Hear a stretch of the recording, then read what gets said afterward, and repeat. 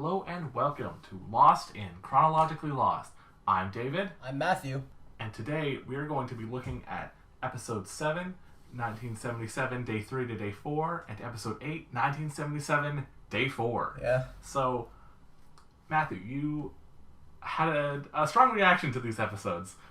Yeah, these were honestly my least favorite episodes so far. Not for reasons where I'd think that, like, the show would go downhill. I think most of the show will stay good, but I didn't like these as much. There were things I didn't enjoy about it, a couple things that frustrated me, and a couple things that I just wasn't that invested in.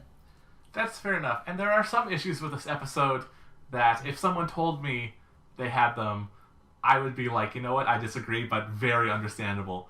But yours seems to be very different, but I think we're going to get to that. Well, I have more than one. I told you one of them before, but I have more than one, so we'll see if all of my reasons are things you might agree with. Right, and another thing I want to mention is, so obviously this version of Lost does not have seasons per se, especially as they cut down the episode count significantly. I think by about 20 episodes. Yet, I did see someone had made a sort of preliminary kind of season structure for this HD version that was made recently, which is it's essentially, if anyone doesn't know, it's essentially the same thing. They just kind of cleaned up the split screen segments, and it's all in HD. But yeah, and the split screen showed up here, and I was a little confused. I was like, wait, what? Right, yes, we will get to that. But I just want to say, so they broke it down into actually 8 seasons, which is 2 more than the original show, despite the episode count. And I mostly agree with the way that it has been broken down. And I won't tell Matthew why, but there's a reason for it. However, I would say I would honestly probably stop season 1 here, because this feels like an end of season way to stop, even in this version. It does, except it's also a pretty bad end of season cliffhanger. Which, I mean, I have the whole show ahead of me, so I don't have to worry about the cliffhanger too much, so I guess it works. It's funny, because that actually was the cliffhanger for the end of Season 5. And it was, like, everyone's favorite cliffhanger, so... Yeah, I don't know, I mean... I don't know how it would have been for me in the moment, but I would just be like, come on, you're not going to show me what happens to them? I mean, I think it sort of just felt different for me, because I watched this in my mind thinking I have most of the show ahead of me, instead of it being like near the end of the show. That's true. Like, and also I will say, the chronological version, it did have to, not cut out, but it had to change one specific thing that made this ending memorable that will get shown to you much later, but it was very impactful. I mean, I'm guessing it's, them appearing somewhere, whatever happens to them next, which might be in the present or the future or whatever, but they can't show that here chronologically. Well, no, I will say, no. But like, I think Juliet hitting the bomb was the final shot of season 5. Huh. So we will get to it. We will get to it in however many episodes, but we'll get to it. So I guess the way I just want to put it is, like, I know that this is like season 5 content, so I know it's supposed to be watched knowing, like, this is, we're in the later stage of the show, not the last season, but getting close to the end. And I think that it didn't, just subconsciously, even though I knew that, it didn't quite have that gravitas to me, just because it just felt to me like, well, this is just the beginning, things are going to go places. And logically, I know that this is after most of the plot, but emotionally, I don't know, it didn't have that sense for me because we're still in the beginning. Fair enough. So, what do you say we pick up where this episode begins?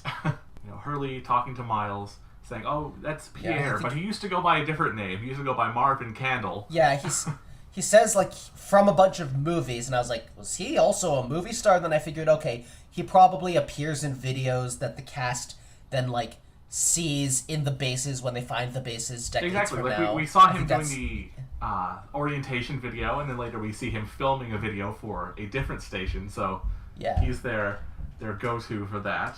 So then Hurley asks how Miles knew it was his dad and everything, and Miles says, on my 3rd day here, I stood in line for lunch, and my mom got in line behind me. See, that I really, really wish I could have seen that scene. I get why they didn't show it, but like, that's the kind of thing I love to see. Same, but it's just that his dad is just so much more important than his mom. So Yeah, we're gonna true. focus on that. Unfortunately, yeah, there you will actually. I don't think you even really hear his mom outside of very muffled things in the distance later. But Yeah, I mean, I wonder, are we gonna get like backstories of his childhood after this? I don't really know, but I would figure. I mean, if most characters get that kind of backstory, I think he would too. So, well, that's something I would predict, I right, guess. so before we pick up on this conversation, there's just a little scene between Jack and Roger, which is just okay to suspicious and Yeah. blah blah. This is not a very interesting scene. Yeah. Even if it didn't have Roger, it wouldn't be Also, an wait, interesting there was- scene. Yeah, honestly, there was one thing I wanted to say before that, which is just Hurley's attitude is really growing on me. When when Pierre Chang threatens Hurley, Hurley's just like polar bear poop, got it. Like he is just unfazed by that kind of thing, not like by the idea of polar bear poop, but by the threats, and it's pretty endearing. But anyway, yeah, Roger and Jack's scene. I don't think I wouldn't have played it like Jack did. I would have done what Jack did and been like, yeah, I think you're under a lot of stress, you're being paranoid. But Jack being like, she is my friend, she would not do something like this. I'm like, you're just making yourself also suspicious in Roger's eyes. Right, but ultimately this really doesn't matter. Yeah. But what you're gonna say about Hurley's demeanor, I think that really gets in the next scene where they're all Hurley, Pierre, and Miles. They're all driving down in the van, and he's Yeah. just goading them, trying to get them to talk Yeah. about it. See, because honestly, I would have, like, up till this point, I think I would have done what Miles did. I just would have thought, you know what, my dad wasn't present for me, and he's not going to believe me, so why even try? I'm not going to try and do this. And, like, I just get Miles' viewpoint. Like, what would be the point? It would just be too hard to make it happen when Hurley is just like, he's your dad! And he even if he doesn't, like, give it away immediately, he just says, like, oh, you have kids? Oh, your son is named Miles. What a coincidence. Or, like, he's just like, you like jazz? You like Miles Davis? And he goes, no, I like country, It's which, just like- I mean, I love you, Pierre, but that's some shit taste. Come on. That is.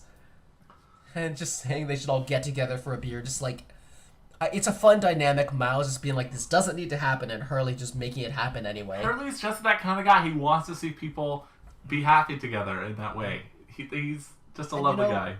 This goes further later, but around here I started to notice, okay, I was judging Pierre too early, because I was thinking he would be a villain like the character I knew in The Expanse, but he has a very different feel to him here. The character he was in The Expanse, he would not have said what kind of music he liked, and he wouldn't mention his son, and like, let's just say we see Pierre be very loving towards his son, and the character he played in The Expanse was not like that to his children.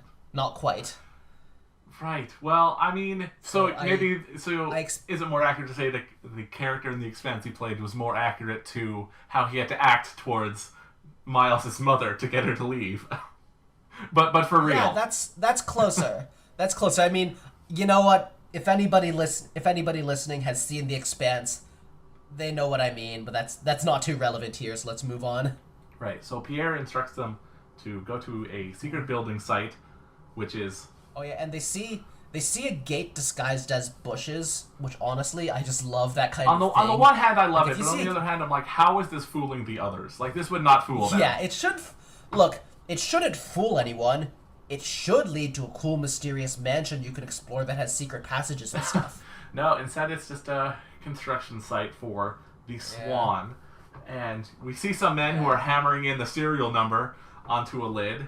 Which is, see, when we said at the start of this podcast, like, what do I know about Lost? One of the things I knew but didn't even remember to mention is that I know there's the numbers. These And numbers. so this is the first time I get to see the numbers, and it's like, what do they mean? Right. Yeah, that's as I think they say. Do you remember what the numbers are? I have them written Right. in my notes. I so also it's have them written in my 4, 8, notes, but I 15. could tell you at any time of any day what the numbers from Lost were.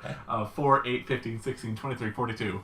Because You know, did you ever play that old Flash game, The Impossible Quiz? I absolutely did, and I know that was one of the final questions. And they have like remember these numbers, and then they come up, and I didn't like I before I was even old enough to be really watching Lost, but then I never got into Lost at any point until now.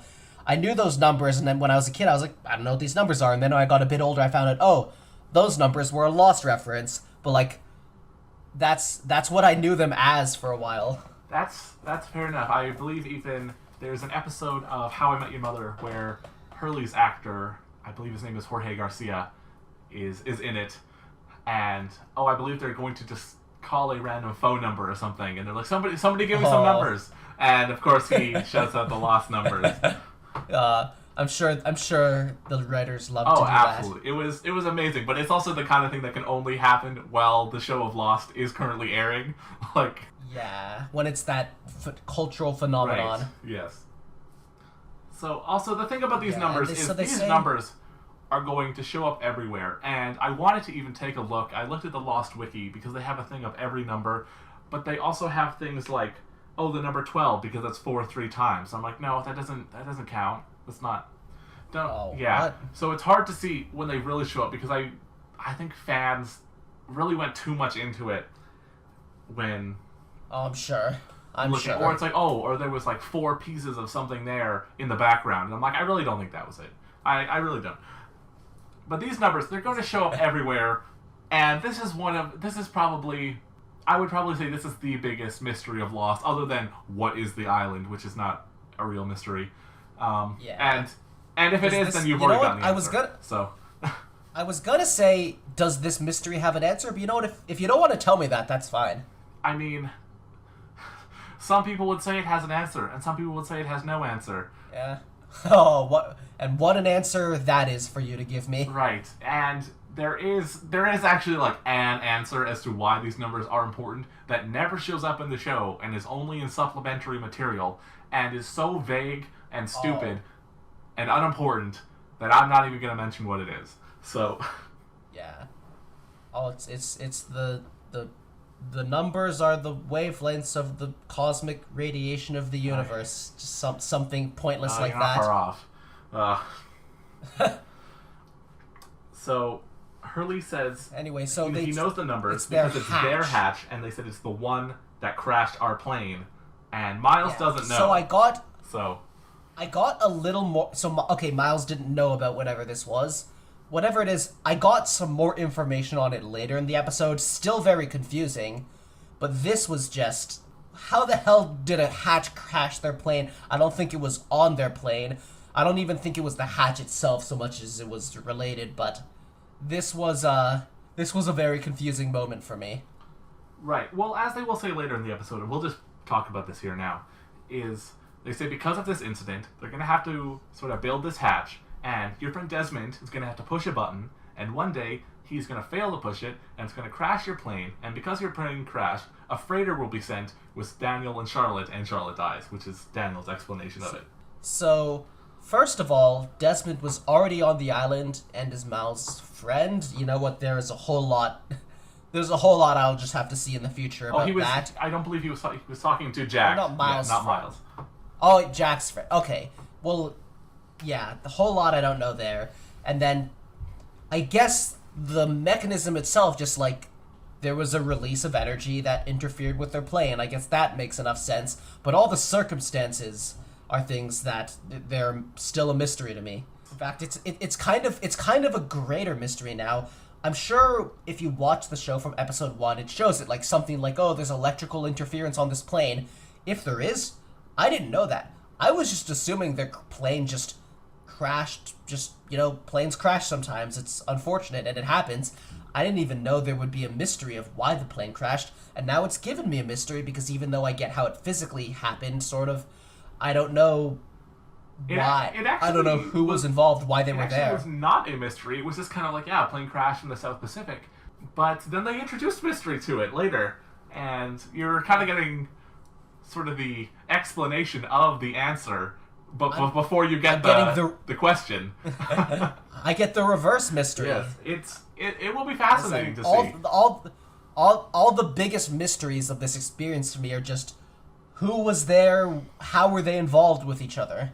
I definitely just had a point around here where I thought, okay, we are gonna get a scene where we see Pierre really caring about baby Miles and not wanting to lose him, and Miles is gonna feel real sad, and we got it, but I called it here, like, you know, I thought, at that point I was like, okay, you have Miles assuming his father didn't care about him. There's really only one way that's gonna go. I do especially love where Hurley says, which will give you some sort of insight into what he was like. He's like, yeah, my dad left when I was 10, but the best thing I ever did was to give him another chance. And Miles says, my dad didn't leave. He was never around in the first place. Which, I think Miles kind of could have realized why at that point. You know, there's a point I will bring up much later where I will say the fact that Miles thinks these things through is why he's my favorite character, but on this point he did not really think it all through. Also, now Miles is your favorite. That's interesting after these. Well, you know, last episode we said, like, you know, if I had to choose, I guess Miles, and you know what, I decided to stick with that for now. Right, so Miles is also like, well, let's get into some of your secrets, and it turns out that Hurley is writing Star Wars, which is just good. You know what? They write him as he's the fat nerd who loves food and cares about Star Wars. It's kind of cliche, but you know what? He's so likable that it works. And it was even foreshadowed in the previous episode where he's writing, and he goes, how do you spell bounty hunter? Like... Oh... Yeah, and you know, what I love about this is that it's not even like, I want to write Star Wars and, like, steal No, he's gonna send it to like, George Lucas to make. It was like I'm gonna give George a hand, make it easier for him, and also I forget the context, but he says, at least I'm not scared to talk to my dad, and it's just like, you are roasting Miles. Oh, absolutely. So then we get back to the less fun plot, because Hurley and Miles are just so amazing. So that everyone else in comparison, except for maybe Daniel, to me is less interesting. Yeah, and you know, so I didn't think that the way Jack tried to warn Roger off was effective, but I'm glad that he came to let Sawyer know that he was suspecting things. Like, I like seeing competency in that kind of thing. And then we get a scene, and I'm sure you have things to say about this, but I want to say something about this first, where Phil shows up, and he's like, yeah, Sawyer, I know... Well, no, so he says, LaFleur, I knew you're the one who let Ben out and everything. And he's like, and he says, I worked for you for 3 years, so I'll give you the benefit of the doubt before I took it to someone. And I'm like, if Sawyer had just said, talk to him, sat him down, and been like, you know, the others have a way to heal people, and that's how you can fix it, or something. Instead, he takes the punch him in the face route, which... Okay, that's definitely very Sawyer. He definitely just goes for the punch, and it was kind of funny to be like, oh, he's not even trying, he's just hitting him. But you know, knowing Phil, he kind of sucks, he kind of has a stick up his ass. I think that he would have understood if Sawyer explained why he took Ben to the others. He would have understood that he was saving a life. And even if he didn't, just punch him out after that. He would have... Like... Yeah, that's true, because I think he would have understood, but he would have said, I still have to report this to Horace. Right. And then punch him out, you know, that's... I can't even say they were pressed for time in this episode, because they had a weird montage of people getting ready in the morning, so they could have cut that. So then we get some more Hurley and Miles things that we've already talked about, and we get to see Miles stare at his little baby self. I think Hurley did compare... Like, he compared Miles to Luke and, like, you gotta connect with your father, like in Empire Strikes Back, and, like, that is so dumb that it shouldn't have worked, and yet the comparison worked, and that is why Hurley is likable. Right. Absolutely. And I just love when Pierre comes out of his house, and he goes, and he says, Miles, I need you. I need you. Which is just, Miles like, my dad needs me. Yeah, just hilarious. And he needs him because Daniel's coming back, which is very exciting. And like, I like knowing, like, okay, Daniel, he was just a good enough scientist that he got recruited to work with, you know, the headquarters on this. Like, good for Miles him. says, he's like, I thought you just, like, fucked off and invented the DVD or something. So this was great. When you said, oh, Daniel would have been my favorite character, but he wasn't around that much. I was like, you're gonna get more of him, but I don't know if you'll like it. And he was I mean, I like him. I didn't love everything he was doing. Right. I'll have more to say about that when we get to what he's doing. So we find out. So I mean, just seeing him come out from there, I was like, oh, nice, cool reveal coming out of the sub, cool reactions. But then Daniel says like, so we find out he talks to Jack, and we find out it was Daniel's mother who told them to get on the plane, and I know that Locke was told to talk to Eloise Hawking to tell people who would like help them all get back. And I remembered that it was that when we saw Ben at like the others, we saw Richard mention Charles and Ellie, and I had realized Ellie sounds similar to Eloise, and I should have pointed it out before because I wanted to have that prediction be confirmed. But yeah, this is where I knew like, okay, his mother is one of the others. I had wanted to say something about this because I'm like, oh, Eloise, but I didn't want to spoil it too hard. I wanted you to come to your own conclusions on this. The thought had occurred to me, but if I was more confident in it, I would have mentioned it last time. Right. So yes, his mother was an other, clearly, and Faraday goes to talk to Jack, and he says, "Oh, my mother's the one who made you come back, right?" And he says, "Oh, why? Did she give you some spiel about how it's your destiny?" And he says, "Yeah." And he goes, "Well, my mom was wrong." I was so wondering if Daniel would have had some profound thing he figured out that's like, oh, he has destiny, he's right. Like, and he didn't really have much. He kind of just thought it. And I mean, technically, Ellie was right that it was their destiny, because as I figure out later, she tells them to come back because she remembers them coming back. And so she was kind of right. I don't think Daniel was on point here. Right. We'll have a talk about that in a few minutes. So then we got to Pierre Chang, who's filming a video, and we also there was just this weird segment where we see a morning montage Pierre getting up in the morning. There's nothing and about we don't that. see, but we don't see his face. And when a show like doesn't show you someone's face, I can think like, oh, is it going to be not who we expect? And no, it was just him, and I was like, I was unsure if it wanted me to like realize something. I don't know.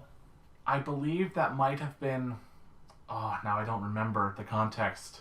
Because what? For all I know, it was a flashback at some other point. It's like, oh, who is this? Because then we get a split screen part later. I don't know if things appeared in two different contexts. I think see him filming the video. Honestly, might have been part of the season 5 opener, along with half of that split screen, which we will get to. I'm not sure on that. So if I'm wrong, people don't yell at me. Yeah, I mean that would make sense because then it would be kind of revealing. Oh, this is Marvin Candle from the videos, but right. So he's filming. I can't piece it together. Thing. It's for the station The Arrow, which is for defense against the hostiles. Which I will say, considering your sort of lack of input on this, I'm assuming you're not finding these stations very interesting, right? I wouldn't say uninteresting. I just kind of know. I think I gathered that like they're gonna, the stations are gonna be places that the protagonists find during the main plot. They're gonna use them. They might help survive with them. They might get information from them. And I think that much is clear.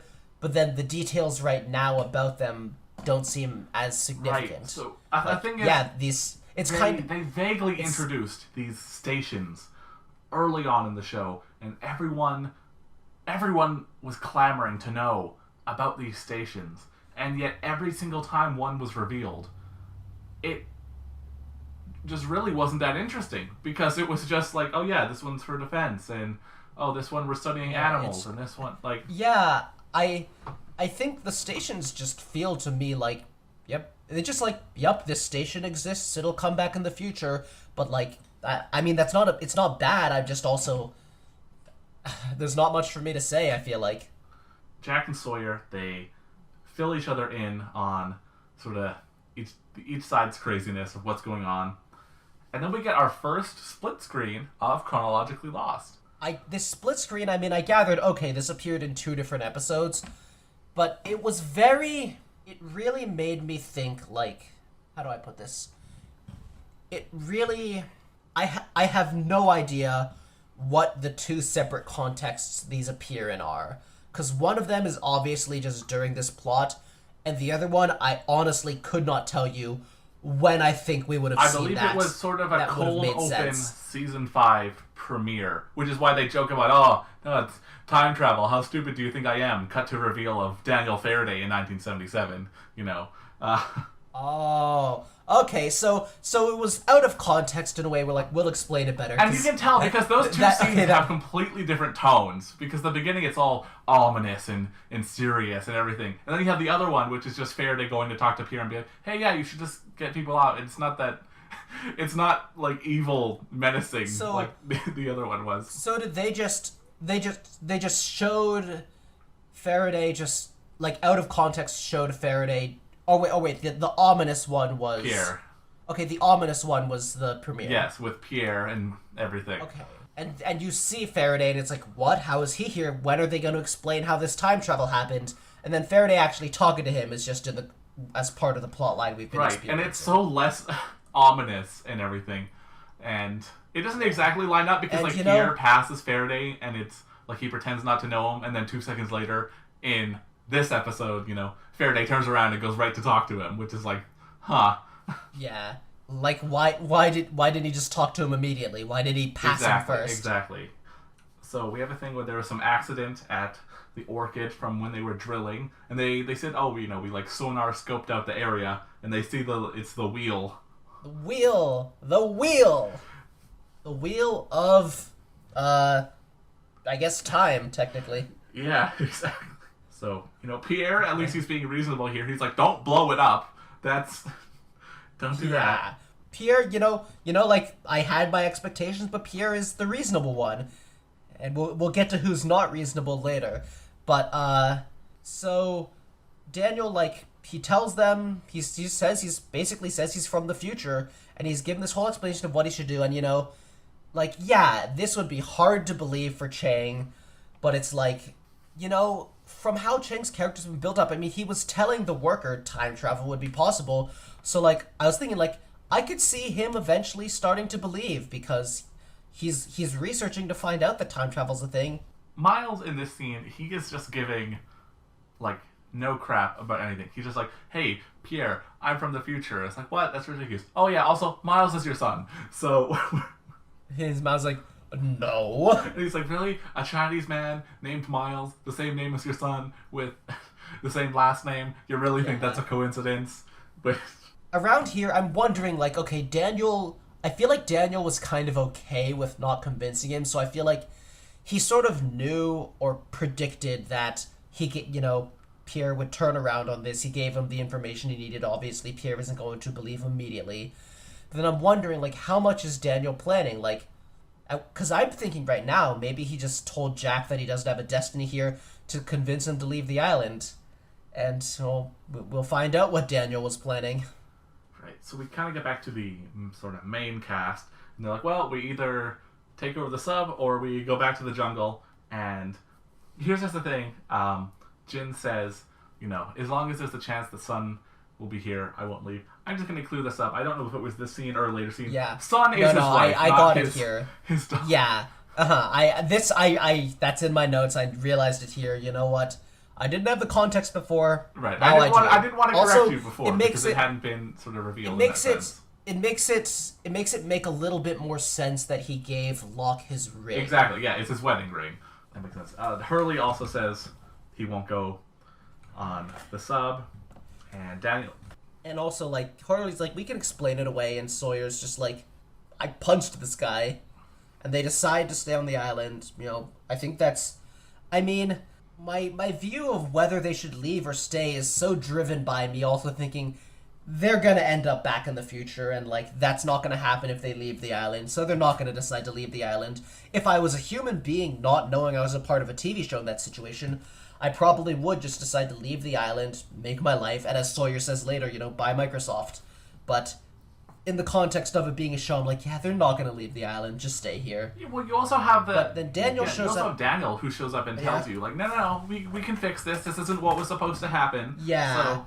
And they say they keep talking about Daniel like he's crazy, and I'm like, Daniel is a scientist. He he is thinking about how the time travel works, and then honestly, Daniel is crazy here. Right. So Daniel thinks if we can find my mom, she can get us back to where we belong. And so he has the thing where he's like, I belong here just fine till you guys came back. Which, Yeah, that's his whole character struggle for the last few episodes. It's like on the one hand, yes, but on a much larger hand, no, Sawyer. Yeah. I just feel like, I don't want to say this too many times, but Sawyer, you know that everybody here dies. You know that this was temporary. What did you expect this to lead to? Exactly. Then we get some whole thing with Kate and Jack, where Kate made Jack promise never to ask about Aaron or why she came back, which is just a thing which we will learn a little bit more about later in the episode.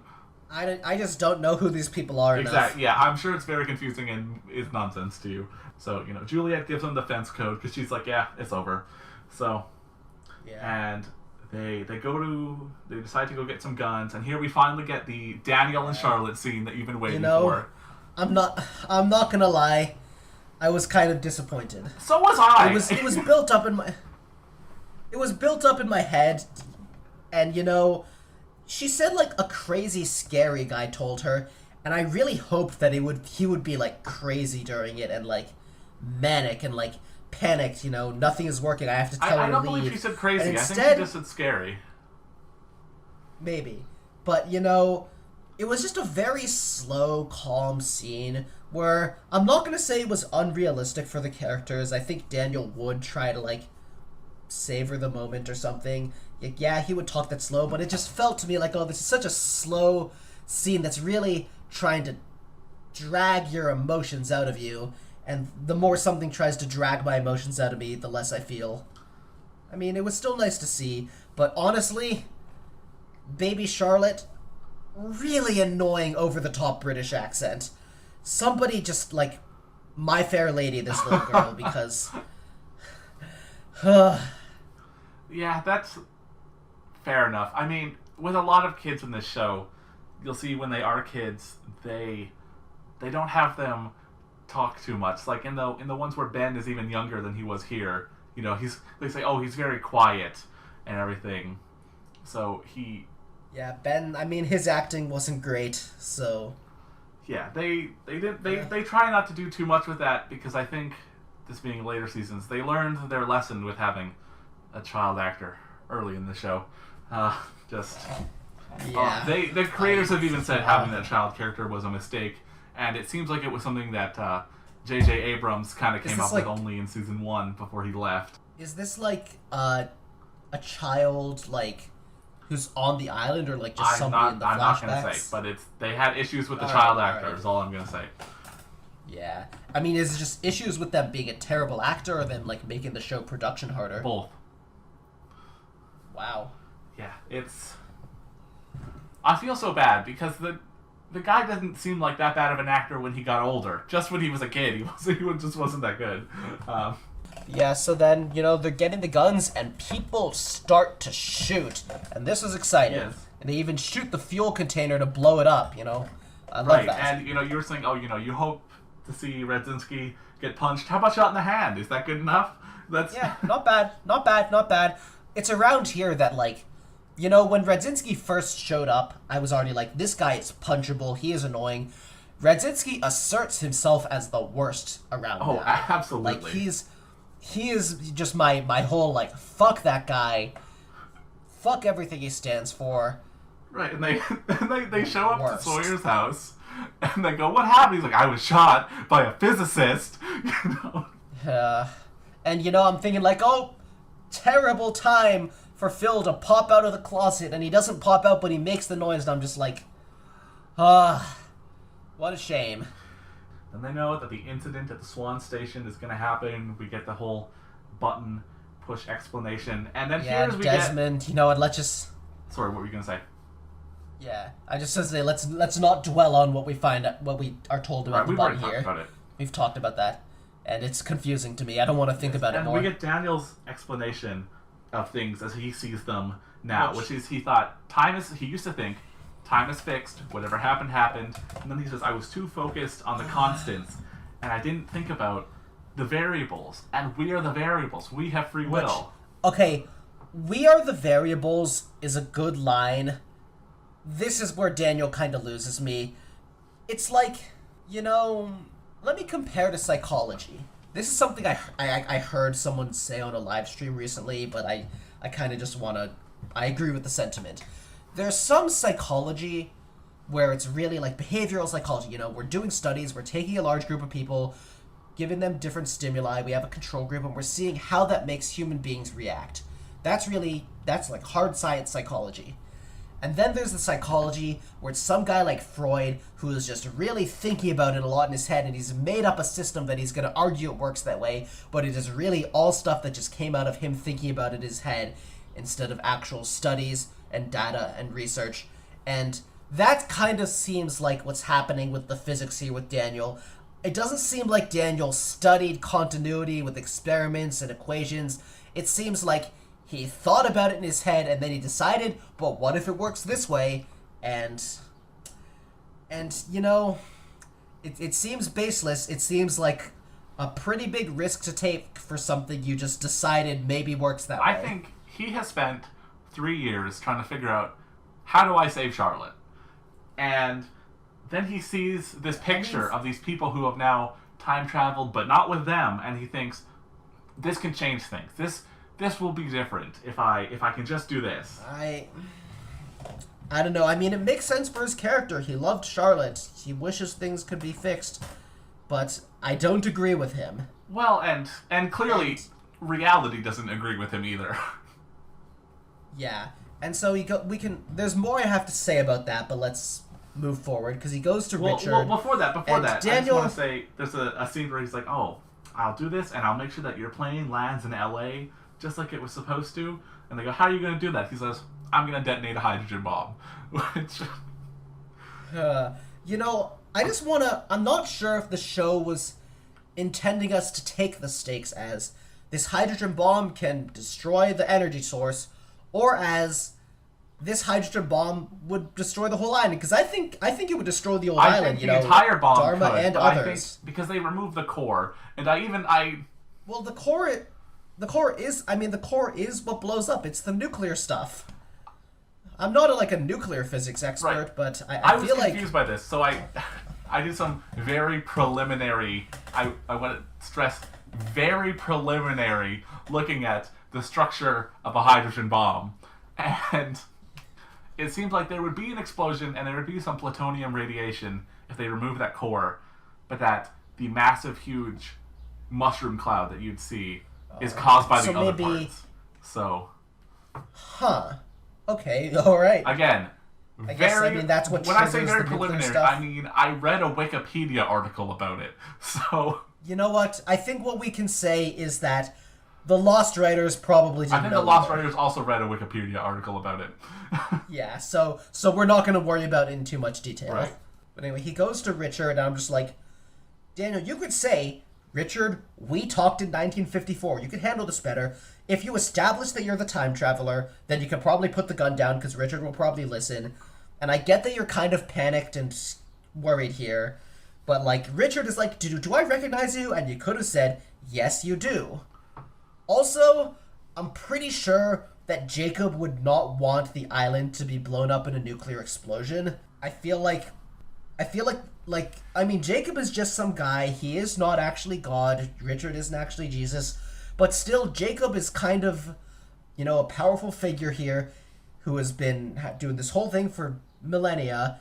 I don't think he wants his whole island, can people be good or not experiment ruined by blowing the place up.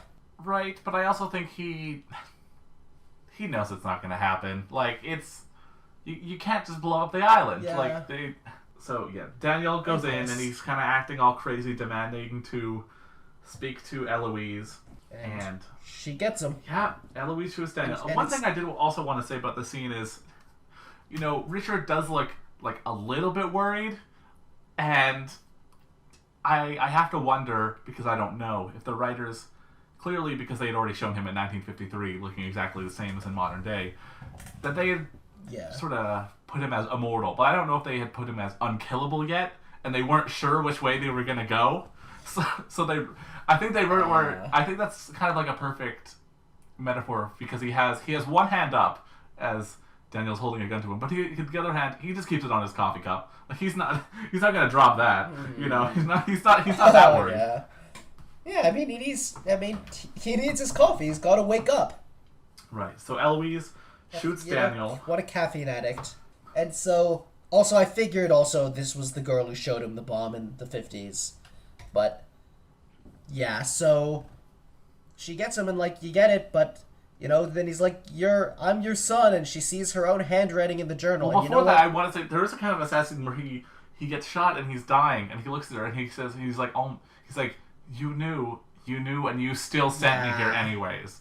Like, that's gotta hurt. Yeah. And it's just, honestly, it made me sad. I wanted more Daniel, and I know I'll get more Daniel, but then for the rest of the Daniel I get... because I feel like just during the main plot, he's a character I enjoy. He's smart. He understands science. So when they're investigating the mysteries of the island, he's going to be a guy who can figure some of that out. I feel like he's just someone, I'll enjoy his presence. He's likable. And now for the rest of the show, I'm going to watch him and think, but he's going to die on the island like that, shot by his own mother. Yeah, it's a tragic ending for him. It's a well-written one, and it's a very powerful tragedy, and it sucks for Eloise, too. Right, so now we move on to episode 8, 1977, day 4, because we're at the point where an episode can cover a single day. So Eloise looks at the journal, she realizes, it's her handwriting, and we also get a sort of conversation between Jack and Kate, where Jack has totally bought into whatever Daniel's selling. He is on board completely, and she's like, this is insane, we're not gonna detonate an H-bomb, Yeah. And also, I think there's some explanation. I think Eloise explains that she saw him in 1954, and I'm just thinking, Jack and Kate didn't know about the 1954 stuff, so this is exposition for them too. Right, but they don't care about it. They're just like, Jack, whatever. Yeah, but so Jack says this could work, and he tells Eloise she can take it all back. And I am just like, this is the second half of it, most of it I'm not going to say time travel can't work this way. I'm not somebody who complains about time travel plot holes. I do think that there are multiple ways a story can handle time travel. Fixed timeline, as it was doing earlier, and I think it'll keep doing, is fine. And also, you create a new timeline, or you're stuck in a parallel universe, or even you erase yourself. Those are all valid ways for time travel to work in fiction. You can do that. But when you exist in that world, you don't know that it works that way. You are just trying. You don't know that you can create a new timeline, so you could ruin things. You don't know that it creates a new timeline instead of just erasing you. And most importantly, when you create a new timeline, you don't get to be in it. You might create a you that for whom things are better, but there is nothing that says your memories and consciousness will be transferred to that person. I don't think that they think their memories will be transferred. I think that it'll be like their memories from being on a plane will just continue as if the plane didn't crash. Yeah, but then they don't experience that. Kate will bring this up in the episode later, where she says, then Claire and Aaron can be together like they're supposed to, and she says she was going to give him up for adoption. So... and he's like, okay, yeah. I don't know what the hell that means. She brings up the point that even if it does work, things aren't going to work out how we want them to right now still. Well, I think it's a level beyond that. It's they are under this weird assumption that they will get to see any of the way where things are better, and I know that some people are just kind of fine with that as long as the them exists. I'm not. I'm like, the me who's experiencing this right now, he would just die. Maybe his timeline would be erased, maybe his timeline would go on, but he is not going to magically transport to the other. And Sawyer says at some point when the bomb doesn't work, he says this doesn't look like LA, and I'm like, Sawyer, did you think you would see that? But most importantly, just angry I just at think Jack. He doesn't. Yeah, I get it, but I just feel like you don't. This is why you need experiments. And I get that they don't have a time machine, so they can't do experiments. The time travel was against their wills, but I just feel like the whole... Like, you don't know how time travel in your universe works. You basically, like, you can't assume it, and Daniel just saying maybe it works this way, and I'm like, you are assuming, like, you just don't know. You might just be killing yourselves pointlessly. I don't think that's a risk you can take, because it's like, it's one outcome or it's the other, but... Right, well... I guess that's all I can say about it. Well, also, the one other thing is that...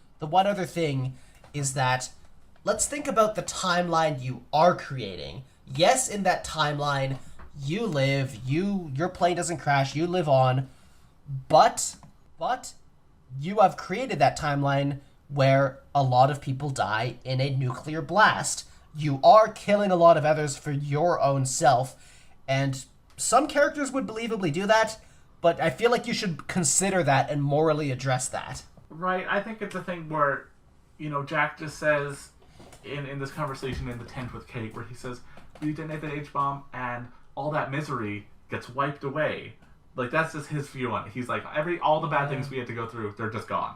And even though Kate says it wasn't all bad, and Jack says, "Oh, well, enough of it was." So. And I get that. It's like, I just think this suffering nobody should have experienced this suffering. Which, I mean, you are basically saying you want to commit suicide, Jack, and I mean. That is, Jack's going through some stuff. He wants to create a better Jack. Yeah, which he's willing to die for that. I don't know. It's honestly not something I can fully understand. But I think part of the reason, one of the things I didn't like that much about these episodes was just every time they talk about the stakes of whether or not they're going to use the bomb. Every time we see them moving, trying to do it, I just think like it just I can't get it out of my head that I'm. Not that it can't work this way, but that they don't know it. It's not even like all the characters believe it's going to work this way. Like, Sawyer and Juliet, they're firmly in the belief that it's not going to work. Yeah. Juliet was, and then she changed her mind. We'll talk about that. Yeah. So they ask where the bomb is, and it's underneath Dharma, which is just hilarious. And we get a scene of Radzinski interrogating Sawyer, and they get nothing out of it. Radzinski is the worst. But then I think Phil tries to one-up him as the worst by hitting Juliet, which is just You know what? The thing about Phil is that he sucks, but he's also just a lackey. He has no ambition of his own. He has no control. Radzinski is leading them into being terrible. Phil is just willing to be terrible as a follower. And I mean, you can argue that's worse. They're both terrible. It's not a contest. They are both winners of my most disliked character in the show so far award. Well, at least Phil dies, so... Yeah.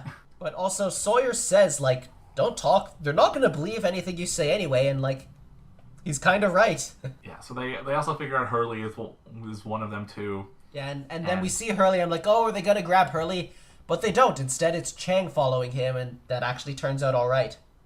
Right, and Hurley, he tries to get away with lies about everything, and eventually it's like, who's president in 1977? Yeah, the whole... Okay, we're from the future. The whole thing, it's like, why are you here? Why are you here? Like, well, we asked you first, and it's like, when are you born? 1931. He says he's 46. He's like, so you fought in the Korean War. There's no such thing as the Korean War. And then he's at the president, he's like, all right, yeah, we're from the future. And that's... Like, it's a well put together plot because Chang knows how Hurley is. He saw his personality, and that's why, because of that, he can tell it's genuine. That when Hurley admits, yeah, they're from the future, it's like, this is not a lie. He's not capable of lying. Exactly, and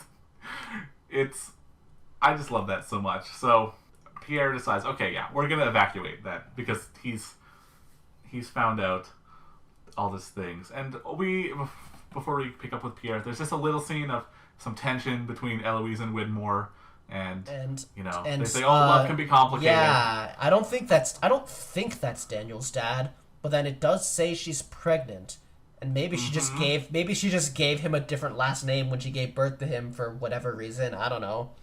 Well, yeah, he wouldn't share a last name with any of his parents. It would be Charles Widmore and Eloise Hawking, and then Daniel Faraday. Yeah. Which also, I mean, you could probably connect that they were related by the fact that he's named after Oh, yeah, a no, famous scientist, and I she's got named that. after a famous scientist. I So, got that. right. So Pierre walks in on the interrogation and is like, "Hey, yeah, we got to evacuate. This is I know it's gonna happen. Don't just." Yeah, and Radzinski keeps being the worst. We get like Chang is Pierre Chang is the ethical scientist here, and Radzinski is like Radzinski.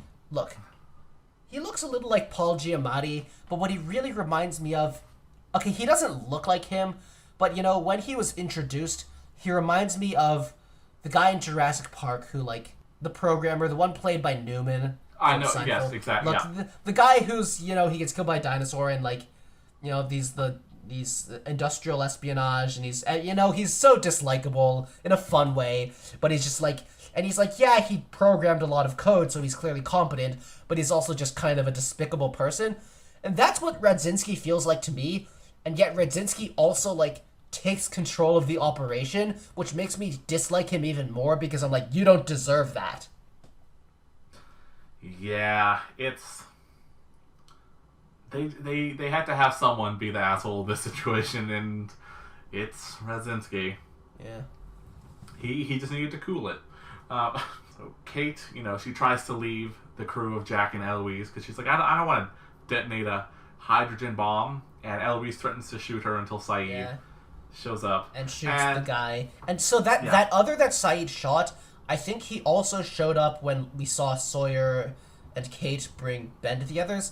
And he's a bit character. He doesn't even have a name, but when we have seen him show up, I just remembered his face. He is so aggressive that when he gets shot, I'm like, you know what, you deserve that. Yeah, I think they do try to keep the background characters consistent for the most part. He's just the guy who, like, if you show up at the others, he's the guy who's gonna hit you in the back of the head saying, be quiet. Jack sort of explains their whole plan. He's like, oh, we can do this and we can change things. And Saeed's like, well, I've already changed things because I killed Ben.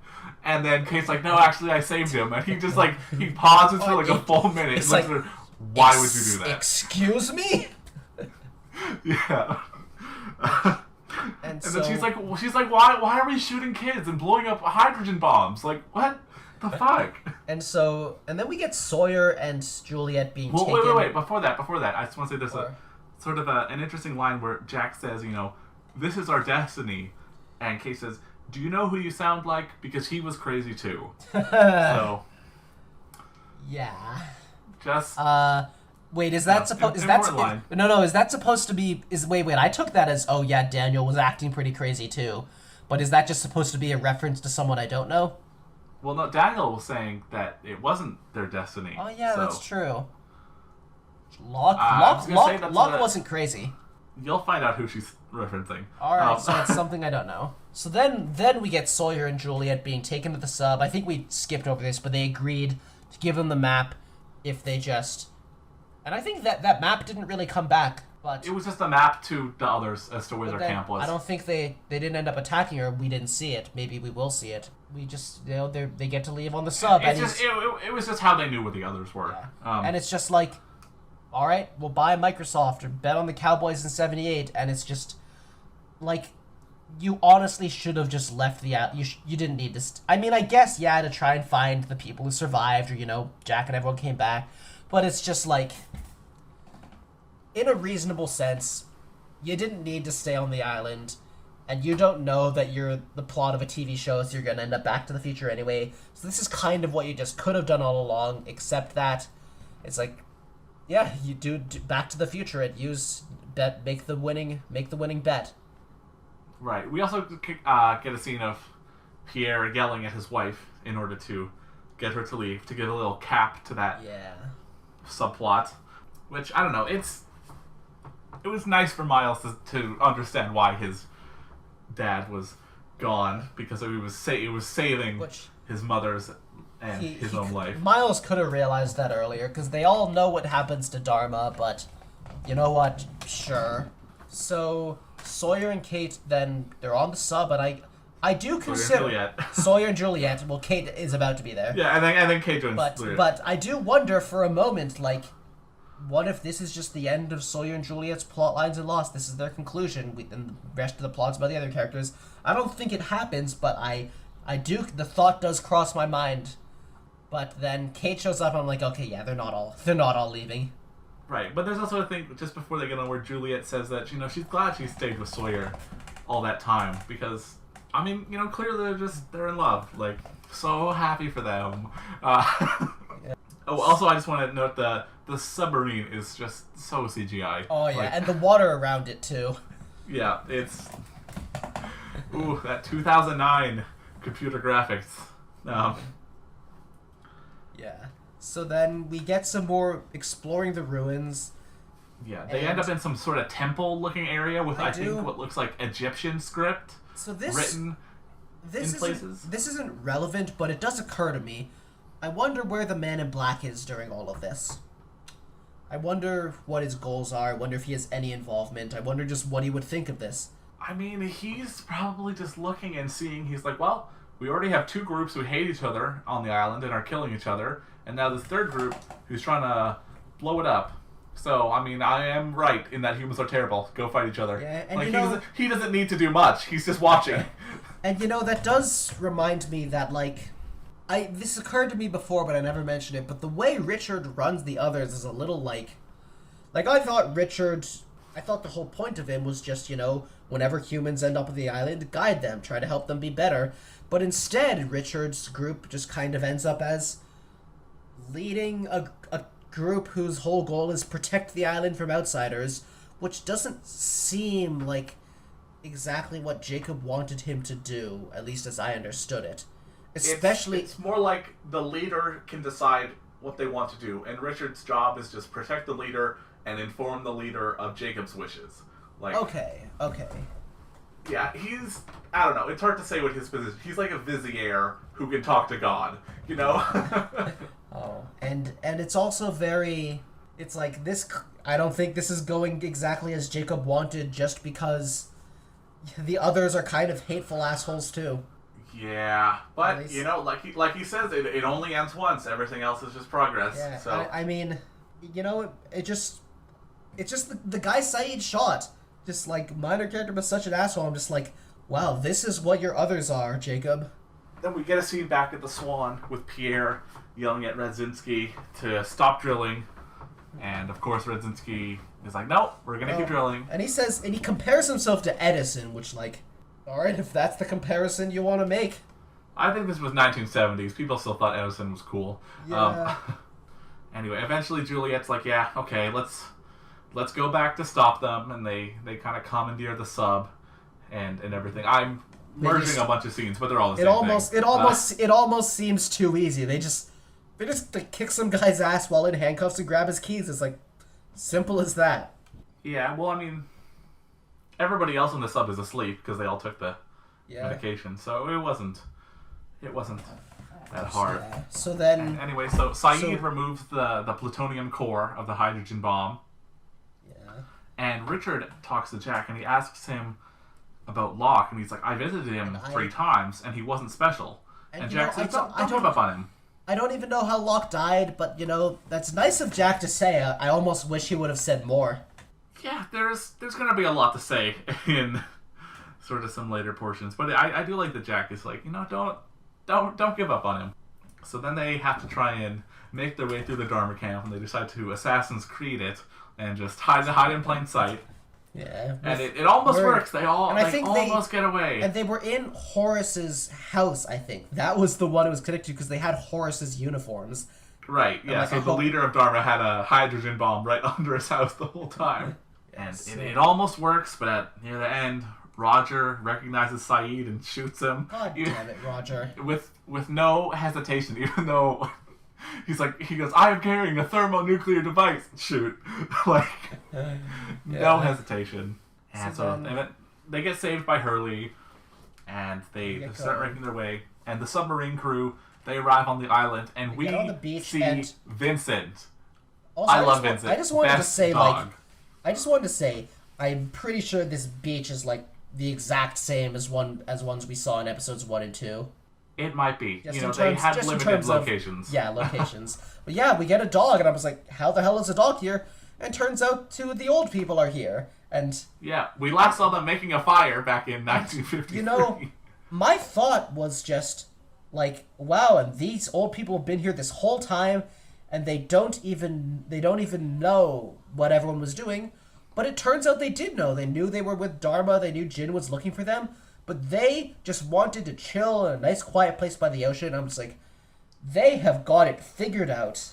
What else are they Rose going to do? and Bernard are the best couple on Lost. They don't do any drama. They don't get involved. They don't do love triangles. And you know they what? just And chill. and in the last 3 years, they have probably been having so much old people sex.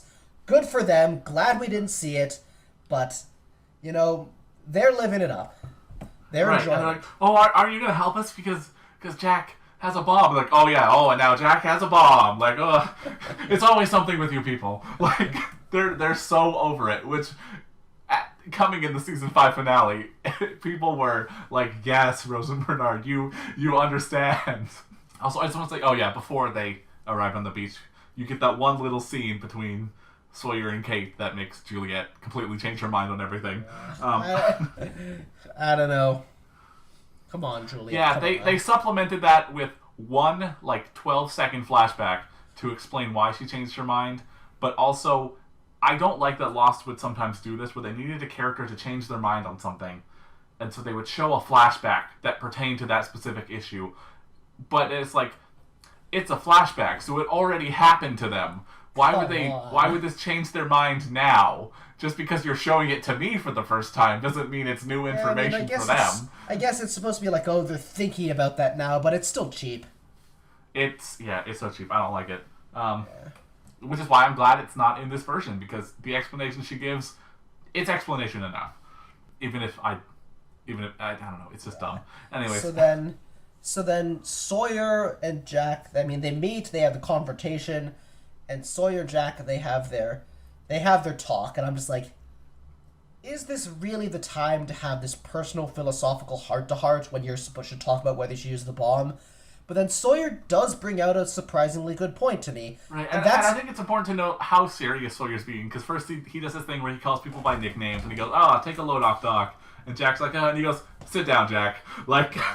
And so, it's a relevant point, and now I get that this is how the editor knew when Sawyer's flashback should take place, because they talk about it here. And it's like, wow, yeah, he could have saved himself, and he chose not to. And I think that is actually a really interesting, choice. I'm not sure. I mean, obviously, there's such the temptation to, go and save himself, but then I'm not sure he was wrong. It's his life. It's who he is. And, I think that honestly adds a lot of depth to Sawyer's character for me. Right, yeah. And we also get the sort of full story on what happened, which is that a con man took all their money, and the dad did not handle that very well. A goddamn con man. And so, Jack disagrees, and he's like, Locke said it was happening for a reason, and then Sawyer says... And he basically, what's the real reason? And Sawyer's saying, people want things, and I'm like, yeah, I'm with Sawyer on that. Then, and his reason is that I had her, and I lost her. And he goes, on, she is right there. This is... this wasn't great. Yeah, I like to watch some Lost reactions, just do a couple episodes from people online sometimes. And whenever this comes up, people are always like they just deeply sigh, or they're like, really? Because you're going to detonate a hydrogen bomb because your love triangle didn't work out. I get that, I mean, romance motivates people. I will never argue that isn't human. I will never complain about romance in a story because, I will usually not have too much of a problem with romance in a story because I think that's part of how human beings are. They want that. That motivates them. But to make it so we don't hear Jack's motivation this whole time, and then that's the reveal, is just come on, man. Yeah, and Sawyer points out, he's like, even if it works, you'll be strangers. And he also points out Kate will be in handcuffs. Yeah, which so that's something. I don't know. I'm between Kate and Saeed, I'm starting to think, was this a ship with prisoners? That's That's pretty interesting. But yeah, he points you out, know, he's you like, know, he's like, if your this- plan works, you won't have her. Wait. But is the plane, from Con Air? Why isn't Nick Cage in Lost? That's a very good question. See, like, where's the Con Air Lost? But it's the Con Air plane landing there. Right. So And Nick Cage just has to kill them all to survive. Yeah. So anyway, a fight scene happens, and Sawyer gives them some good left hooks. Yeah. It's just a favorite of Lost. Whenever there's like a fight scene, they always rely on left hooks a lot for some reason. Yeah. And Juliet stops it, and she's like, "Jack's right."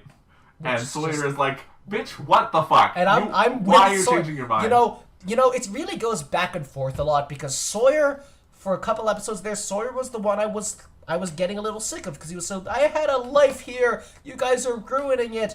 And it's like, just do what I say, even though you are wondering what the hell your goal is. I'm like, all right, Sawyer, calm down. But now it's like, Sawyer is like, what the fuck? You guys want to blow us up? Juliet, why did you change your mind? And where I'm like, yes, like, I totally relate to Sawyer being confused by this. Right, and she says, "Oh, just because we love each other doesn't mean we were meant to be together," which is like, come on. And then another lame line of, "If I never meet you, then I never have to lose you," which is like the exact opposite of like Jack's line, where he's doing this too, and it's just like, this love triangle. Well, it's so persistent. It doesn't. Okay. The thing is, I don't even see it as a love triangle. Well, she changed her mind because she saw Sawyer and Kate smile at each other. See, but I don't have the context. I don't have. That's no. That's all the context you need. No, but I mean, in general, seeing things as it doesn't feel like a love triangle. It just feels like random stuff coming out of nowhere when it didn't need to be. That's how it feels like to me too, man. I'm not. That's just how it is.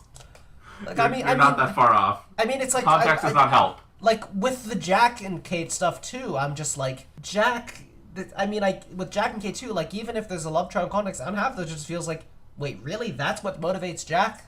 Like if you design a show like Lost, it's like people stuck on an island. I think there should be romance. I think that's human. I think that people are gonna want that when they're stuck on an island together. I think it would be interesting and good to do that without the romances being love triangles. Yeah, I will have more to say on the romance aspect of this show as we go on, because there's going to be a lot of it. So we get a scene also of Kate sort of fixing up Jack, and she makes a thing where she sewed him up when they first got there. So that's something. And Pierre saying, stop drilling because you're almost at the pocket of electromagnetism. And I think Radzinski, he's saying something like, Saeed knows about like the swan, and it's just like, right, because he saw the model. That's how he knows. And it's just like, it's not big. You're technically right, but you're completely wrong about how or why, because you're just an idiot and the worst. Yeah, you did all the wrong steps, but you somehow got the right answer. Sometimes I just mention it's just satisfying in stories to see people being competent, and Radzinski is the opposite of that, where even when he's right about something, his entire methods are incompetent. Yeah, and so we get this other scene of arguing between Jack and Kate, which I'm assuming to you sounded like Moonspeak, because they're talking about Aaron and Claire and adoption. I know nothing. So I think we're just gonna move past this one for now. Right? Is that unless you have anything to say? I have nothing to say. Right. So Saeed has rigged the bomb so that it will explode on impact, because he's dying, so he's like, nothing can save me. And they have a lame line of, see you in Los Angeles. So I have... So convinced it will work. And so this is where I had another thought about the time travel, because I realized something. There's no way they changed the timeline. And that's because... that's basically because if they actually change the timeline, it defeats the entire purpose of Chronologically Lost. Because then what are you going to do? Have it in chronological order, except you're going back and forth between timelines? I just feel like that would make it so inelegant. I feel like if the show was like that, nobody would have tried to make Chronologically Lost in the first place. Well, one thing I will say is that Chronologically Lost started being made I believe, during the middle of season 4, and he was making it Oh. as the show was airing. Okay. So someone could do that. You know. I guess that does kind of you got me there. Yeah, no, it was being made as the show was being made. So what's next? Yeah. Then Miles shows up, and he has a very good point where he's This- like, "Have any of you thought that maybe this nuke Yeah. is the incident? Did Yeah. none of you think See, of that?" And they this go, is "Huh." why. This is like where I'm like, yes, Miles is my favorite character because he is I thought of this because how can you not think of this?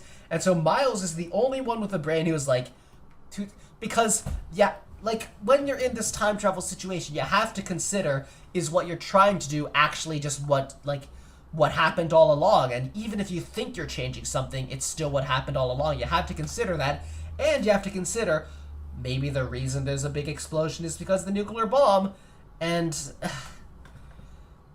I appreciate Right. Miles, and I And I feel like and he goes like, "Glad you all I'm glad you all thought this through." Like, right. And- so then and there's also- some armed guards show also, up, and there's a shootout. I feel like a lot of people would die in this, and I think just because it was always what happened in the timeline doesn't mean you like. It still kind of implies that I still think even if something was always how the timeline went, Jack could still feel guilty for being responsible for those deaths. Yeah, that's something. But I mean, those people were, like they said, Dharma gets wiped out anyway, so Yeah. they would have just died to something else anyway. So there's a shootout, and then the drill hits the pocket, and then they throw the nuke down. And of course, Sora goes, "This don't look like LAX," Yeah. you know. And the pocket, because of electromagnetism, which is exactly how this all works, I assume, because I learned everything from television.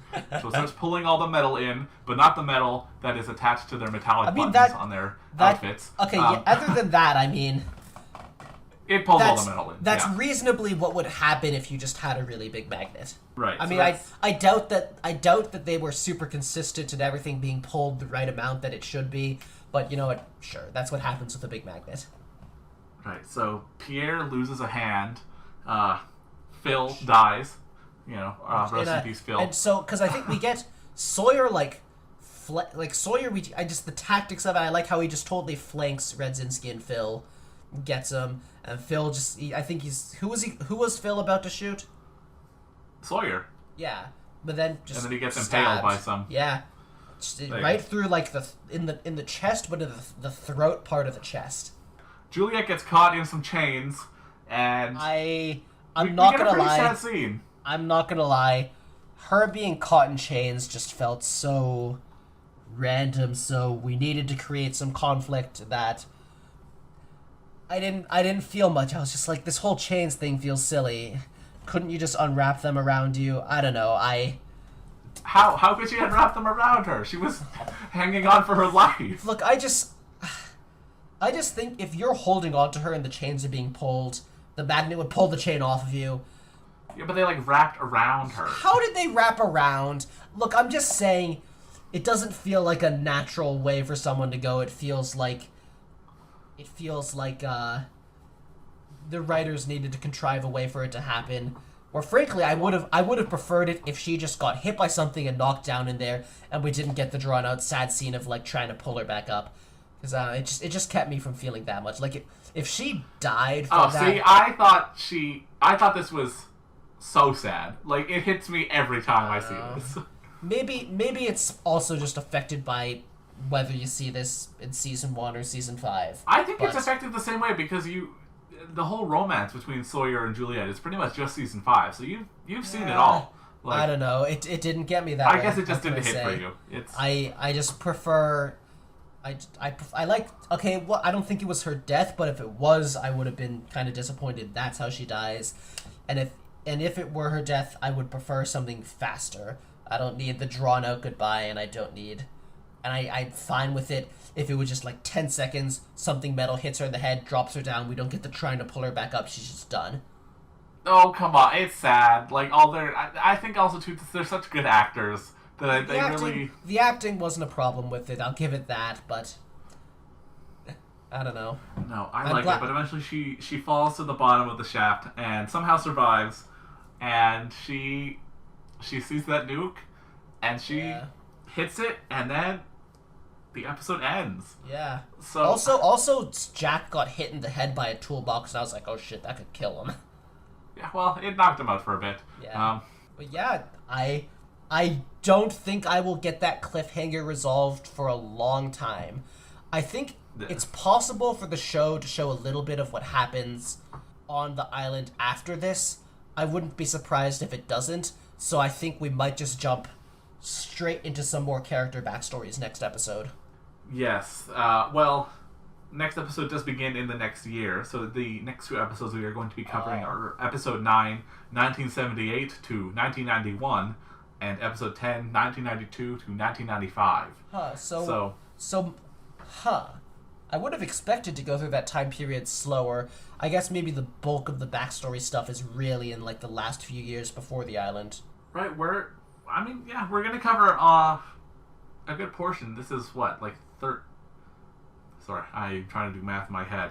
18 years. So we're covering a whole 18 years in the next one, but this is basically sort of the end of season 1, even though it's not nobody's ever season 1. Now we're gonna get into what I originally expected for Chronologically Lost, which is a whole bunch of backstories. Yes, and then what happens, and maybe some more moments of time travel, because I don't think I have the whole timeline filled in yet. So they might show up. So now that we are through sort of the beginning and through the 1970s arc, what are your thoughts? What are your thoughts on this show as a whole so far? It's interesting. I think the plot seems engaging. I was able to get into the characters even in this unconventional way. And like I said a couple episodes, I think just experiencing characters in the middle of their story is an interesting experience and not one I really ever do. I always think, would I get invested in the characters if I started with book 2 instead of book 1? But I never do that, because who's going to choose to do that? But then Lost gives me like a justification to experience it that way. And I ended up caring. I was pretty invested in, like, are they going to be alright? Just the moment-to-moment of the plot I felt was mostly engaging. I like the characters. I think I'm going to enjoy seeing more of them. I'm not sure how invested I'll be in the backstories. I mean, that just depends on how well they work alone. And I think the show is... Visually, I think the show is pretty solid. I'm not a huge cinematography guy, but I don't think it did anything super impressive in the cinematography, but I also think it was, like, consistent enough that I never got, like, bored by the shots or anything. It also has a bonus in that it's filming in Hawaii. It's just going to look beautiful all the time. You know, when they had... I think there was a shot when Sawyer looked back on the island when he was about to get on the sub, and he looked at the mountains. And for a moment I was like, oh, are those just CGI mountains? Then I was like, no. They're on location. I'm pretty sure I've seen shots of the mountains like this before, and like those are real mountains. Like, these are some real gorgeous mountains, and they are using shots of it because they can, and it's great. Yeah. Oh, in the early seasons, they use so many good shots just to show everything. It's beautiful. The jungle alone looks nice. It's a nice looking jungle, but then the fact that they can take advantage of having shots of like these huge landscape mountain shots, and it's just like, even if your cinematography is average, just what you're literally showing is gorgeous. And also, I've often felt like the colors are nice, Again, I'm not a huge cinematography guy. I can't really tell you whether there's fantastic color grading or just okay. But I don't stuff that... One thing I will say is that compared to other sort of modern America TV dramas, this is a lot brighter. Yeah. Like, it's taking full advantage of... I'm not going to say... I don't have the television knowledge to say whether this is just, like, nice bright or if it's like, oh, this is the best colors ever. But, so many stuff is, like, a little dark and gray, and I like the colors, and why I'm saying this is because I think part of the reason we get those colors, it isn't even the color grading, it's just that Hawaii is that colorful. It's great. So one thing I did want to ask you before we sort of end off here is, so we're going to get into some backstories. Of all the characters you've seen, which one are you most excited to see their backstory? And I know this is probably not going to be your favorite character, Miles, because we've kind of seen part of his sort of backstory here. So, of all the characters you've seen, whose backstory are you most excited to Okay, see? let me put that on pause while I think about it, because there was one thing I wanted to mention just about these last 2 episodes, because I said these weren't my favorite episodes, and I talked a lot about, the romance wasn't great, and the time travel, I didn't like how the characters thought about it, but also I just didn't mention the third thing is just that, just the characters, the whole goal being to deal with this bomb. Just like, we gotta get this bomb here, we gotta bring this bomb here, we gotta blow everything up. I think just in general, watching the characters work on getting the bomb, I didn't find that engaging. Partially because I wasn't that into the motivation, because I didn't like how it did time travel, but also just like, one of 2 things is gonna happen. Either they fail to blow it up, or they blow it up, but that was what always happened. And both of those just made me feel not that much tension, where I'm just like, yeah, it's like, I couldn't predict the outcome 100%, I couldn't say exactly what it was going to be, but it felt more like any outcome is not going to be that surprising, and it just made me, just seeing them get the bomb and stuff, that was maybe the least engaged I've been in the show. And I mean, there were a lot of other great parts of these episodes. The Miles stuff and his dad was great, Hurley was entertaining, there were some great scenes, but it was not as good as the rest for me. But anyway, favorite characters and who I want to see the backstory of. Yeah, just who you want to see the backstory Yeah. of. Because I'm assuming your favorite character is still Miles, Yeah, because I think I'm going to have to go through them one by one and say my expectations just to remember them all. But so Miles, I think we're going to see some of his childhood, how he grew up to have his personality, but there's not going to be any big revelations, because these are the big revelations. Right. Daniel is, I don't know. I mean, his mom is Eloise. Maybe we could see some of his scientist training. I think I'd like that, his studies. But I don't know if I expect anything big, because again, we kind of got his big backstory reveals. Juliet, we could see some of her life as an other. I think she said she got to the island a few years after Dharma died, so I think that could be really interesting. Or maybe not, maybe more than a few years. Maybe it's in the 90s for all I know. She said that she had been trying to get off the island for 3 years. So at least 3 years before she met Sawyer. So she was already on there. Yeah, like she said, she'd been trying to get off for 3 years. So and it doesn't matter, as Saeed said, the plane people, like Saeed said, so she was there for 100 days, which is not 3 years. She's not... Oh, I didn't realize she wasn't one of the plane people. I was assuming that she was an other before, and then she left, and then somehow, coincidentally, she ended up back on the island. Because, this show is kind of doing those kinds of coincidences. But I guess not. All right. But I'm still sure we'll see some of her backstory. And also, that just makes me wonder, like, what are the interactions with the others going to be like? Like, are they going to find out that there are others on the island in Season 1, or is that going to come later? I know Ben's a villain, but, like, how are we going to see Locke become their leader? And, like, okay, Juliet joins the main group. That's off topic, that's not backstory stuff, but I think that's kind of the things in my head that I'm thinking about how they're going to play out. But anyway, So Jin, I think you've told me, like, we're going to see his backstories in Korea, speaking Korean, so... But I don't really know at all what to expect with him, and we still haven't gotten. I'm gonna say, yeah, you're not gonna know what to expect with Jin. I will say, Jin's is personally my favorite backstory. So, yeah, you will have no expectations because there's nothing in these episodes that will tell you anything of what his backstory is gonna be. Also, we still haven't found his wife. Yeah. Yeah. So then, Sawyer, we've seen a little. I'm not sure how invested I am in. Oh, actually, I want to see why Jacob went to see Sawyer that early, how he knew, and I want to, maybe we just get a little more time. Actually, no, any time travel would still have to have been before that, so they can't tell Jacob about it. So, I have no idea why Jacob was there, and I don't know if that'll be explained in the backstory. But then also, I'm not interested in Sawyer's childhood, but I am interested in how he became a professional liar. I want to see some of that, which I guess will probably be some of the later backstory stuff. Then next, Locke.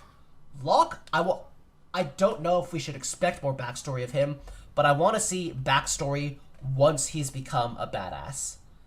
I want to see, like, him in the few years, and I don't know, I'm pretty sure he's on the airplane crew, because I think him becoming a leader of the others would happen after he's on the... I don't know. I really don't know whether to expect that. Maybe he just does end up on the island at another point and leads the others. But the thing is, Ben is a leader of the others already. I don't know. Are they just going to be co-leaders, or is it like he leads them after Ben? I don't know. But either way, I want to see the badass Locke who has become a badass after, his nerdy teenage years. Right. Okay. Let's go through some more. Saeed? He's not my favorite character yet, just because I haven't gotten a ton of him.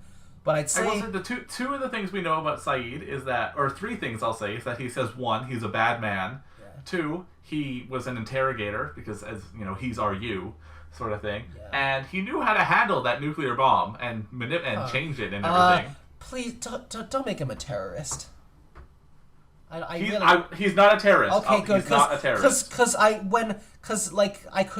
When they had him handle the bomb, I'm just like, oh, I hope they don't stereotype him that way. I will say one thing is that, again, this show started in 2004. Yeah, they were not going to have a former terrorist be on the main cast good guy side. Like, they're just not. Which is just all right. Okay, good, because his character deserves better than that. He is. I haven't gotten as much of him, but I think he's a well fleshed out person. So he's not like my favorite that I'm really itching to see more of, but I am interested in seeing who he is explained. Now let's see, who else? I don't know what were the old people's names again? Rose and Bernard. I don't know if we'll get backstories for them. I'm not super invested in them at the moment, but there will be backstories. Right, well, there will be backstories. They also, I don't know what to expect, but they seem cool right now. Mm-hmm. Now, Jack. I mean, we're going to see him having been a doctor. I don't know. A surgeon. I don't know if I'm that invested in him. The thing about Jack is that I get vibes that he's going to be a character I really enjoy during the main plot, and yet he absolutely wasn't during what I've seen so far, just because... That is most people's reaction to Jack, and it's fair. I hope he gets better during the Season 6 stuff then. Like, I hope he regains his, his spirit, his motivation. But he has, like, good protagonist vibes, and kind of, like, he was just at a low point. So I don't know if I'm invested in his backstory, but I'm interested to see if his backstory gets me. Kate, I mean, she was in handcuffs, so I'm interested in seeing what that was, but I don't know if I'm that interested in who that beyond her. Hurley. Right. I have no idea what to expect for Hurley's backstory, but I might be the most interested in his backstory just because, like, he has an enjoyable on-screen presence, and so I kind of expect... It's like, I don't need Hurley backstory so much as I would just enjoy more Hurley. Yeah, you don't need it, but you want it. Yeah. Although, I mean, I want his current actor. I don't want a child actor playing child Hurley. And I don't know how much the backstories are going to focus on childhood and how much the backstories are just going to be what they were doing in the few years before the island. But they try to use the main actors as much as they can. Yeah. Okay, so did I miss anyone? I believe... if we are missing someone, it's going to look so bad. Well, I mean, I'm sure I'm missing people that I don't know yet. Right. I'm saying at this point, I think we have talked about everyone. I will say is that Hurley's backstory is the wildest backstory. Wow. It is. There's a lot. Is all I'm I know say. he reconnected with his dad, but I mean, I would have expected him to have one of the more low-key ones. I will say, him reconnecting with his dad is the most boring part of his backstory. I mean, I guess he does have conversations with dead people. He does play chess with them. I don't know how much that will play into it, but alright. And I guess, okay, well now you've hyped me up for it, so now Hurley's really... I'm not saying as to its quality, I'm just saying... Okay. It's wild. But even not then, that it's good. Even then, having little to go off, now I think Hurley's is the one I'm most excited for. But I'd say it's Hurley, Locke, and then Sawyer. Sawyer mostly because I want to see how he was a professional liar. I'd say those are the ones I'm looking forward to the most. Okay, that sounds good, especially because I would probably not put... You said Sawyer, Locke, and Hurley, right? Yeah. I would... Maybe other than Locke, I probably wouldn't really put those in my top backstories. But it's interesting... I mean, I have nothing to... like there's plenty of like I'm sure. But the thing tons about of them. I want to say the thing about lost backstories is that there's not really there's no consensus on which ones are the great ones and which ones weren't that good. Alright. Everybody has a different opinion on every single one. Each one of them will. I mean, maybe there's one or two that might just be bad, but I'm guessing from what you say. There's you have not met them yet, but there's one backstory with people who everyone hates. Okay, so there's one. You know, so with exceptions existing, generally, the backstories are all interesting enough. Like, they all do unique things such that you could reasonably pick a lot of them as a favorite. Exactly. Yeah. Anybody could pretty much pick anyone as their favorite, and it would be very reasonable. You'd be like, oh, so you like that part of it? You would immediately know what they liked about it. Exactly. Yeah. I'm sure you'll see, as I've said, that Jin's is my favorite. Yeah. I'm sure you'll be able to see why. Like it's. Oh, I always feel like I know your tastes, and then all the time I'm like, you know what? I didn't even. And then sometimes you dislike or like something, and I'm like, I couldn't have predicted you liking that. I still don't understand your tastes, and that's gonna interest me because now I'm thinking is Jin's backstory gonna be one of those things where I'm like, oh, of course you would like that, or is it gonna tell me something new about what kind of thing you like? Huh. Don't tell me. Don't know. Don't tell me. We'll see. But one thing, if I had to guess a character's backstory who you are really gonna like, it would. Again, this is just trying to base off of your taste and everything. And don't tell me why. Just tell me which. I won't say why, but I think that you would like Daniel's backstory. Is it just because I study math and physics? I'm not gonna say why. Look, all right, I trust you as a friend, so I trust you're saying that for more reasons than just me studying math and physics. There's at least one more reason. Oh, see, and now I'm wondering what the reasons would be, and some of them will be like, really, that's why you said it, and you know what? There's one other reason, so. all right, enough of that. Yeah, no, there's more to it. There's more. All right, well, though they were not my favorite episodes, this has been a fun discussion.